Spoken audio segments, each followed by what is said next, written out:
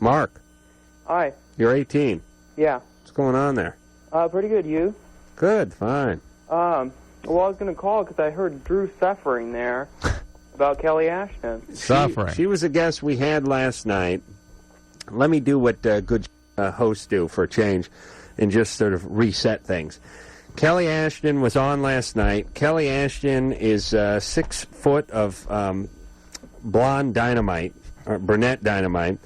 By the way, Sherry said, swore up and down she had fake boobs. No, real boobs, sweetie. Please. You women. Everyone's got fake boobs. A guy could pull his shirt off. Sherry'd say the guy had implants. Please, those were real boobs, Sherry. I heard you last night. We didn't all get to grab them like you did, so Adam, all right. you know. Well, there you go. I was saying to Sherry last night in there, I said, Sherry, how do you know those are fake boobs? Oh, you can see the sack lining right through the sweater. I said, oh, please. Those were real. And not half as nice as yours, by the way, Sherry. So relax. Sherry's great boobs. Mark?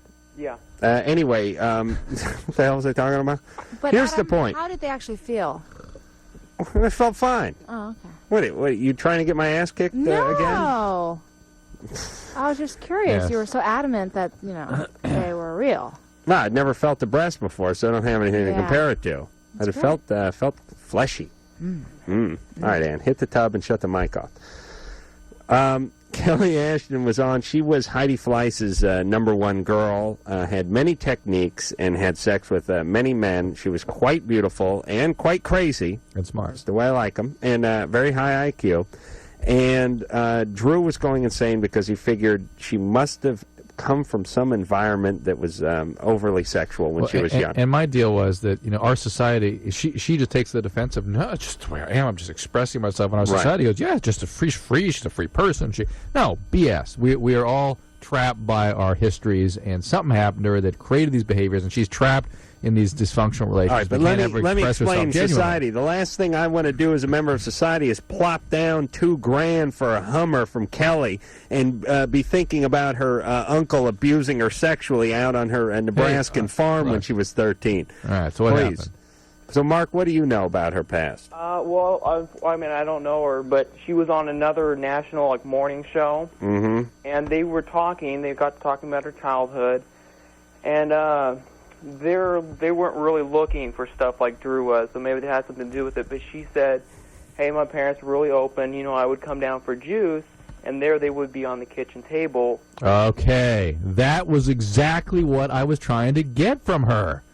That is precisely the history that I was looking for. But you understand, Drew, that you couldn't get a person that was dunked in a tank of sodium pentothal to confess to you. I understand. You understand that? I make them very defensive. Dr. Drew's right. No, but the fact is, you take a 6-year-old or an 8-year-old or a 10-year-old, and you put them in the presence of that and their parents, and you get what you got here. Yes. That's the deal. She was not sexually abused. I never insinuated that. Don't turn my mic off. Thank you. Mark? Yeah. What were they doing on the kitchen table? Hold on. Look at this, Drew. Less show for you to do, please. Isn't that what you've been looking for the last 15 years? She didn't go into real detail on it. But her parents were getting it on the kitchen table. Yeah, she said they were having sex, and I mean, she didn't say how often this occurred, but I'm assuming from what she said it was a normal. All right. So she grew up in a very sexual environment. Yeah, I think she said her dad was Indian or something like that, or Mom. What? Mom was Indian. Yeah, it was. Yeah, she said they're just real open and. Yeah, being open is different than now. Let me. I want this to go out loud and clear to people. I think parents should talk to their kids about sex. I think being open about sex is healthy, but to expose prepubescent children to overt sexual activity doesn't make sense to them. They haven't yet had a biological experience that puts that in a context. You know, so it looks very traumatizing. I was 19. I was traumatized. I couldn't figure it out. That's right. You kidding? You got it right yet?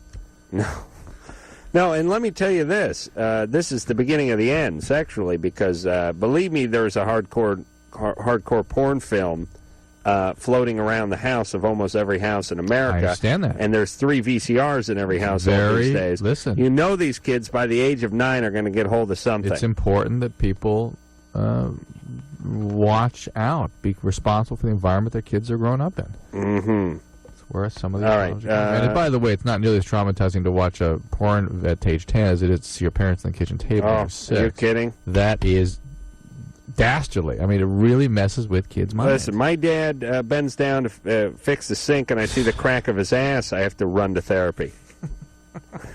Kidding me? Are you kidding? I see my mom in like her house coat. But I'm all therapy. pissed off because I'm telling you something. She got defensive and it became a sort of attacking as I just tried to bring these issues up. Mm-hmm. And our society, our world, our culture goes, oh, yeah, hey, wait, what are you doing? Hey, mm-hmm. She is supported in that defensive bull. Ooh, true.